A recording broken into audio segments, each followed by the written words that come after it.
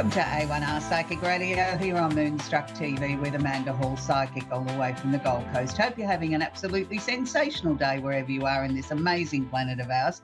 It's a really great time to be alive, isn't it? I mean, there's so much activity going on in the world, and it makes you sort of realise that we are very, very fortunate to live in these times where things are moving so fast, things are unpredictable, things are sort of not necessarily stable, but they're exciting at the same time as we sort of move through this amazing era. And, it's a great time to be alive. Anyway, Simply Tarot card of the week this week is the Wheel of Fortune. Now, this is one of my favourite cards, as it is for a lot of people. It's the card of where we're looking at elevation in money. Isn't that a good card to have? We could all do with a little bit more elevation in money. For some people, it can be an overseas trip. For other people, it can be completion phases. But this is a really positive card when it comes out, because it means that finally we're starting to get somewhere. You might have felt like you've been going round and round in circles for a long time and not really getting anywhere. Well, now this is telling you that all the hard work that you've done is now starting to finally pay off, and you are starting to achieve things. You are starting to make progress, whether that's with your finances, whether it's with completing things that have been going on for a long time in your life that you sort of feel like you're a little bit worn out and sort of, oh, okay, yeah, we finally got there. And it's sort of like a bit, oh, well, ho-hum, like we've put that much effort in. It's not necessarily that exciting when we get to the finish line.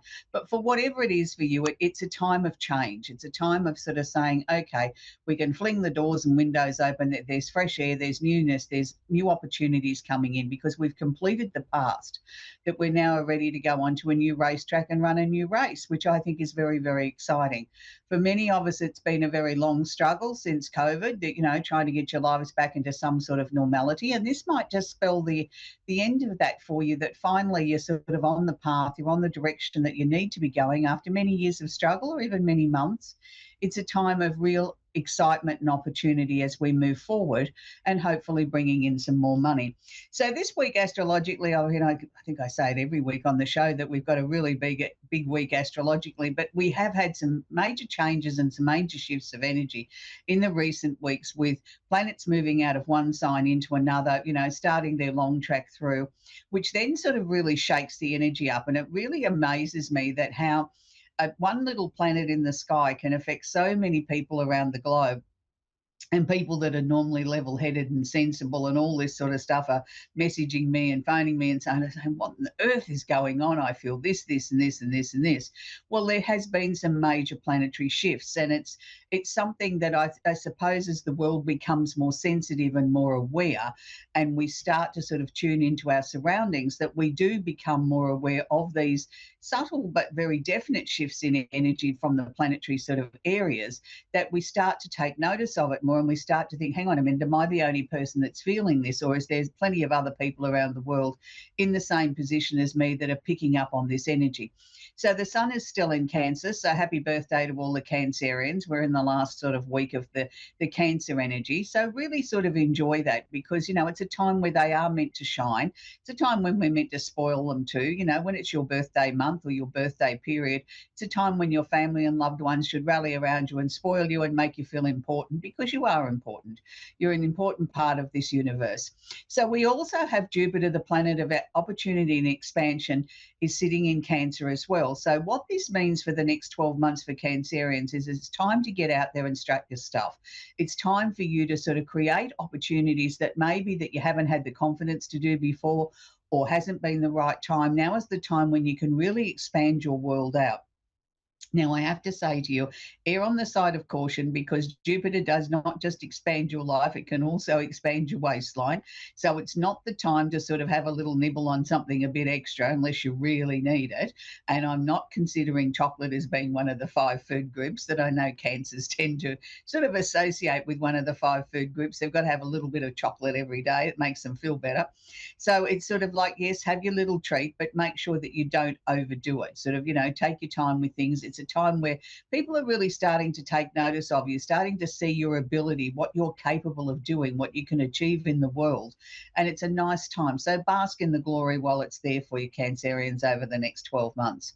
So we've had, some really interesting planetary shifts, as I said, over the last couple of weeks. Saturn and Neptune have moved out of Pisces and moved into Aries. Now, for most of my Aries friends, they're sort of scratching their head, don't know what's going on. They feel very uncomfortable. It's sort of like they feel as if they're not in control anymore. And maybe they're not. Maybe that's a good thing. Maybe it's time for them to learn to surrender a little bit, give somebody else the reins. But the interesting thing here with this is these are two uniquely different planets, both going to take their time going through there. And this energy will be with Aries for a minimum of 2 years, closer to probably 2.5, 2 years and 8 months, around that part, for Saturn to just go through there, and Neptune will be taking a lot longer to go through. Now, both of these planets have just turned retrograde. Now, what that means is they seemingly are going backwards in the universe at the moment. So the energy is not necessarily lessened or halved. What it's saying is, in some ways, it's more intense. In some ways, it's asking you to sort of stop, look, and listen. It's slowed everything down so that you can gain the maximum out of the energy and understanding the energy. So we're going to talk about Saturn first. Saturn's the planet of discipline. He's like the taskmaster. He's the father figure. He's the discipline. Sort of says, okay, we've got lessons here to learn, and I want you to learn them thoroughly. If you don't learn them thoroughly, I'll keep waving the big stick until you do learn them. So when Saturn is going retrograde, it's also sort of saying, I'm intensifying that lesson. I'm slowing things up so that you really start to get the full weight of what it is you're supposed to be learning or changing or absorbing during this time. Now, Saturn in Aries is about understanding the me first triggers. Yes, it's great to sort of put yourself at the front of the queue, but it's also teaching you that you've got to consider others. You've got to bring in that opposite polarity of the Libra, of what can I do for you? So while Saturn is sort of trying to reorganize Aries people and sort of say, okay, this is your time to shine, but it's also your time where you've got to start to take some responsibility for your actions. You can't just go running through life, at 100 miles an hour and never stopping and taking stock of what it is that you're responsible for, or what role you've played in certain situations as they've rolled out. You've got to put your hand up and say, yes, I'm responsible for that, and I'm prepared to take the consequences. Now, this is pretty tough for Aries. They don't necessarily like to take responsibility for their actions. It's much easier to blame someone else. So while Saturn is sitting here conjunct or holding hands Neptune is also the planet of not so much discipline, but Neptune's a planet of creativity, of illusion, delusion, of sort of wanting to sort of create something sort of mystical out of nothing. Neptune likes to live in a fog. He's very happy living in a fog and creating a bit of mystery and intrigue around things. So with Neptune also going retrograde here too at the same time and holding hands with Saturn, Neptune is sort of creating this very mysterious fog and sort of being a little bit mysterious, trying to be a little bit creative, but at the same time trying to be creative for himself. Now, there's nothing wrong with that. Neptune is asking you to draw deeply into yourself to find some creative solutions that maybe look at things through a different lens. That, yes, it's okay to be, me first and put yourself first and be at the front of the queue, but at the same time, find some creative answers or some creative solutions that help the bigger picture, that help the people around you, the people that are closest to you as well as yourself. It's a time to be sort of a little bit me first, be the leader, but lead other people. Not necessarily is it all about me, myself, and I. It's about you showing the way forward. And by doing this, I think you'll get some better results in your life. Things will start to come towards you quicker if you start to follow some of the little bit of the information that I've shared with you. Try and bring that on board. You'll find that life will feel a lot more settled and a lot more secure, and you'll have some direction for the future, which is really important.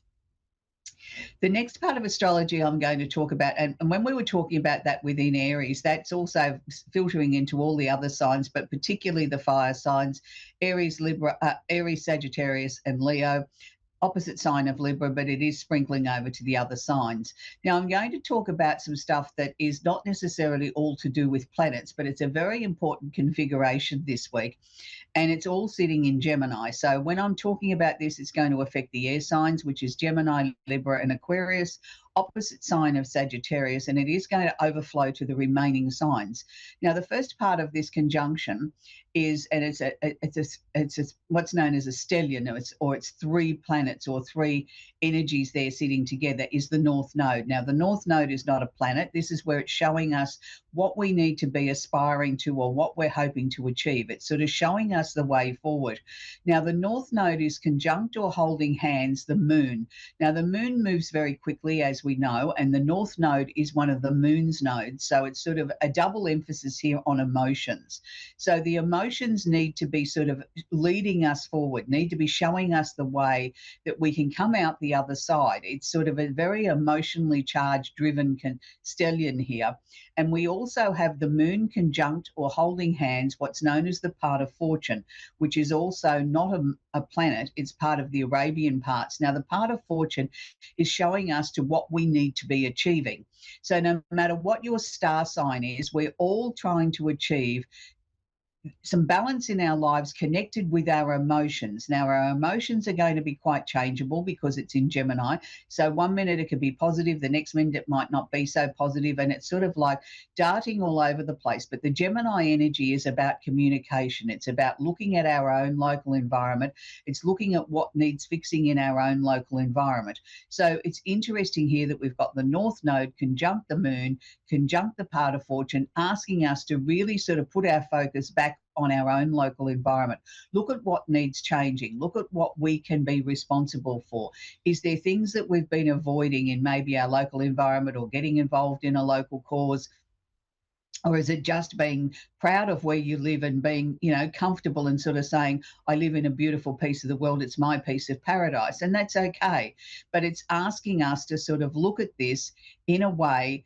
Now, I beg your pardon, it's not in Gemini, it's in Pisces. So it's asking us to look at this in a way that we need to sort of really understand who we are, what we're about, where we're going. So the North Node conjunct the moon, conjunct part of fortune sitting in Pisces. And again, I do apologize. I didn't read my own writing, that it is in Pisces. So it's sort of quite mystical. It's sort of asking us to finish things off. It's asking us to look at things. Even though I spoke about it being in our local environment, I still think that there's a local environment feel here as well, even though Pisces doesn't necessarily rule that. But that was what was coming to me, that we need to sort of fix our own local environment first before we can expand our horizons out and start to look a little bit further. So there may be some emotional stuff that's going to come up from the past, things that you sort of couldn't understand. Why is this happening now?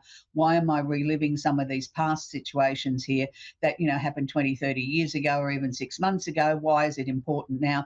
Well, it's part of the clearing process, and it's part of us understanding the emotions and being able to sort of catapult ourselves to move forward, that we can't achieve what we're trying to achieve, and particularly on an emotional level, if we haven't dealt with it, if we haven't dealt with the past, if we haven't worked through it, then how can we move forward, and how can we expect to sort of unravel the next exciting part of our lives, which is important to each and every one of us if we haven't dealt with the past. We don't want to take what's known as excess baggage with us.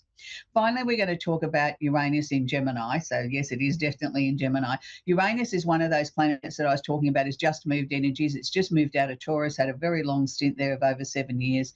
Now it's just moved into Gemini. So it is starting to stir things up for Geminis. So it's really sort of asking them to sort of really understand who they are, what they're about, and sort of asking them not to be silly, that things can change at a moment's notice in their lives, but also it's a time of sort of trying to understand the triggers of this very uncomfortable sort of energy that sometimes is there, sort of wanting them to do things that they haven't thought through. So make sure that if you're going to make changes, that you're very comfortable with them.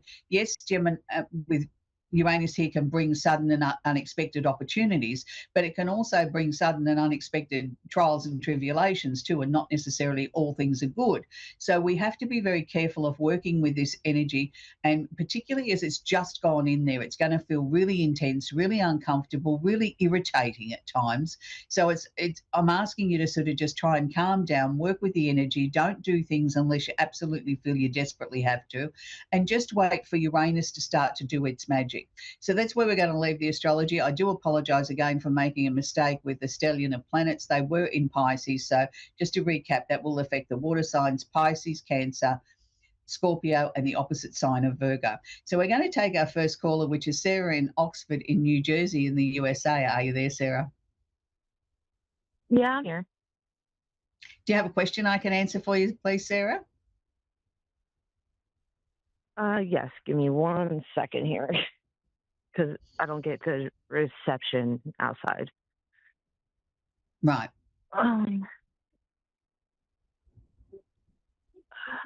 all right. My question was, um,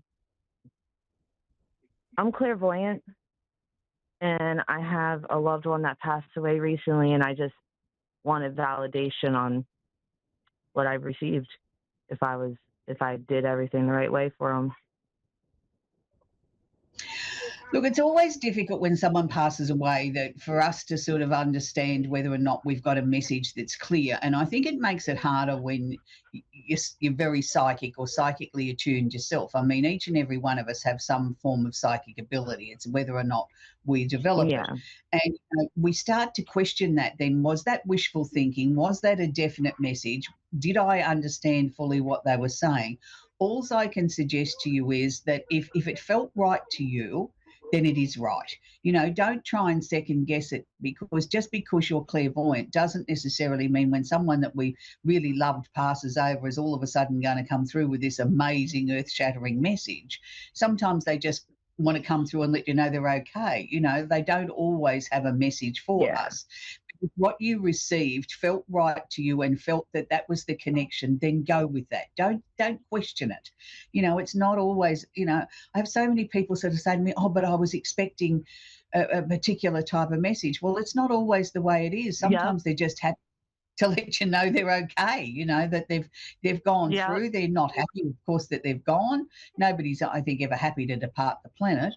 But like this person will be around you, and what they were showing me was they had three other people with them, but I couldn't tell you whether they were male or female. It was just like there's three other people that have passed over that they were sort of, it was like they wanted to bring forward and say to you, they're with me too. That, I don't know what that means to you, but that's what they were showing me. They weren't necessarily sharing with me what the message was that they shared with you, and that's okay because it's private.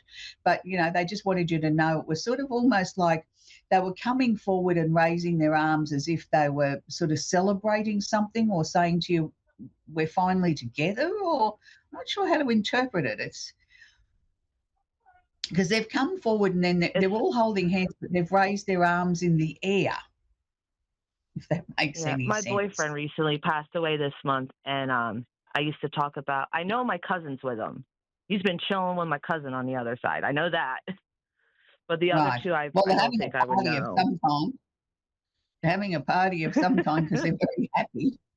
Yeah, but I felt That's joyful. good. And, that might seem like a strange thing to say that somebody can feel joyful from the other side. But I mean, I don't believe they go over there and feel miserable either. Like I'm sure they connect up with No. people that they knew here on earth. And, you know, it used to be a joke between my late husband and I, whoever went first would let the other one know what the scotch was like on the other side. And, it was sort of something that I expected him to come back and say to me was either good or bad, and he never did. And I got a bit annoyed about that. But, he came through in other ways. But what I'm saying is I don't think it's necessarily a bad place to be. And if he's with your cousin, there's two other people there. Did they sort of like a crowd when they went out? Did they like an audience? Uh, I'm not sure. I'm just trying to work out why there's three other people besides that person, that special person for you. I Why there's know. I know before he passed, he was missing his grandma, right? Okay. Yeah, it and would then have been I easier talked for me about if a they'd showed friend me I who they lost. were, but they didn't. Hmm. I'm trying to figure Well, out maybe. like who I would know through him. Mm, Huh? well, there's Because four his passing, altogether. I'm not going to say on live, but No, they're no, all that's okay. together. But I mean, Ooh. that's what he wants you to say. That was the message he was trying to get through. That he's happy, they're celebrating, they're having a bit of fun. They're. It's like sort of doing the hokey pokey, and we'll all, we all go in and we all come out, sort of thing. Like they're having fun. Oh yeah. So that's a good thing. So, he just wants you to know he's there, he's around you, he misses you, and everything's great. But, of course, he'd love to be here. Of course, he'd want to be here on Earth with you. But this is the way it is. And, don't doubt what the messages that you get, even if they seem peculiar or odd. Quite often they're just significant for you. Yeah, no, I mean, And that's, thank you for validating that, because like I felt like they were right because Mhm. he wanted me to go to his family to tell him things, like important things, and I'm like, Yes. Yes. like not all people believe in what we do. You know what I'm saying? No, but But sometimes even if they don't necessarily believe you at the time, it will be a comfort to them because they'll replay that message in their mind or that time they spent with you or that phone conversation. It will mean something to them. So, do what he's asked. I mean, the worst they can do is hang up on you. And then you say, well, look, I did what you asked. um, may I ask another question, if it's okay, hon? Yeah, very quickly, sweetie. Yeah, very Or quickly. very quickly, does he have any messages he wants me to tell his boys? Because he like adopted my kids, basically. No, he's not sharing anything with me specifically at the moment. I think he wants to do that on a private way with you. I don't think he wants to announce it to the world, but he just keeps saying to me, he keeps showing Okay. me a pink heart. So the pink heart to me means that he's still very much in love, and he's still quite a private person. He doesn't want the whole world to know his business. Oh, I know. He was like that with me, even though we were together. Yeah. Yes, so you understand why I'm saying that then, Sarah. Anyway, sweetie, that's where we've got to leave it. I wish you a great night. We're going to talk with Joni now in in Iowa. Are you there, Johnny? Not yet.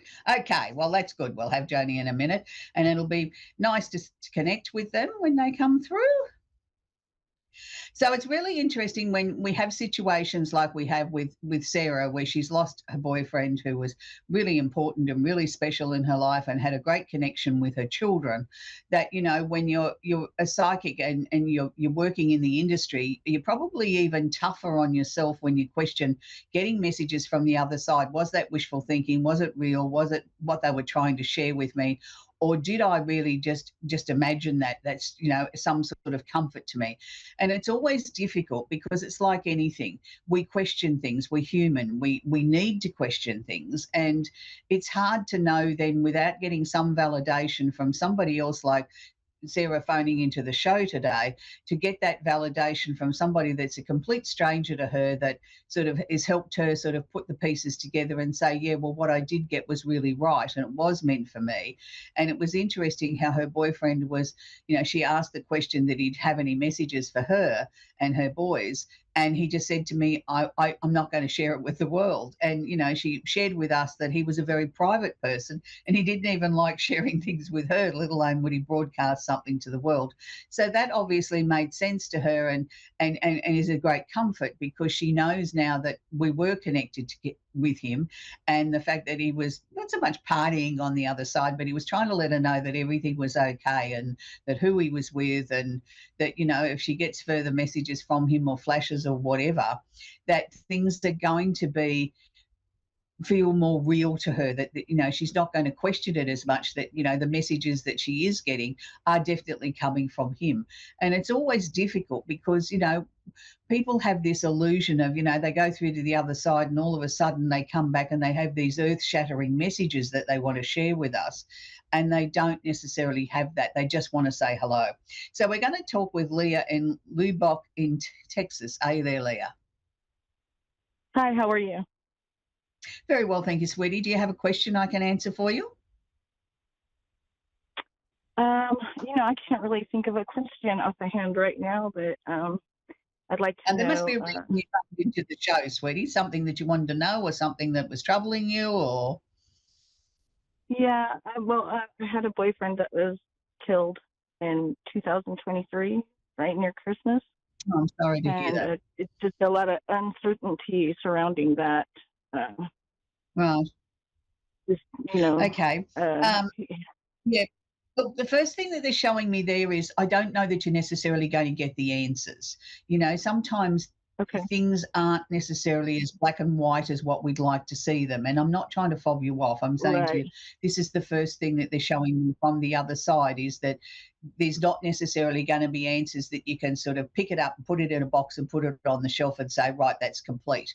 You're always going to have Right. flashes of things or things that are going to come into the mind randomly, and you're going to think, oh, is that what that meant? Or how does that tie Yeah. in with this or that or the other? So don't necessarily look at those as bad things. I'm not even saying that, look, from what I'm picking up from your boyfriend, he doesn't even have all the answers. So it's not as if he's not trying to give you some sort of peace or some sort of closure. He doesn't have all the answers himself. So I'm taking from that, however he passed, it must have been, well, nothing would be pleasant, but I don't think he was conscious or aware of what was going on, if that makes any sense. Right. It does. Yes, it does. And that's what he's trying to share with me, that, he can't give you the answers you need because he doesn't have them himself. It's like he's still sort of, Okay. it's like he's searching around. It's like scratching in the earth looking to dig up an answer or to dig up a piece of metal or something like that that'll give you an answer to a question. He's searching for the answers himself. So as he gets bits and pieces, he will certainly share them with you. But he just keeps showing me this beautiful big bunch of pink roses and hearts, and he loves you and he misses you, and he just wants you to be happy. He just wants to see you smile Yeah. again. Oh, the roses. And that's Yeah. really, He used to leave them for me. yeah. Yeah. And he had this, it was a ginormous bunch of roses. It wasn't just one or two, it Oh, was huge. Yeah. And he's okay. just trying to let you know he Great. still loves you. He look, he watches over you, but he wants you to get on with living again. Like, don't just get bogged down in trying to find the answers to why and how his passing happened, because he doesn't have them either. But no, he's watching over you, and he keeps saying to me, it's time for love. So is there somebody new in your life? No. Oh, well, there will be. Anyway, No. sweetie, that's where we've got to leave it. I've only got about 20 seconds left of the show, so it was lovely to talk with you. So this week I want to leave you with a very, very old song. It's a really positive song, and I think it's one that's a great song to leave both of these ladies that have had loss in their life, and it's Sugar Sugar by the Archies. And I know that most of you all know that song. It's just one of those really catchy, upbeat sort of songs that goes through the ages and gets revamped every now and then. People drag it out of the archives, and the younger generation think they've just discovered it. So Sugar Sugar with the Archies. Until next week, bye for now.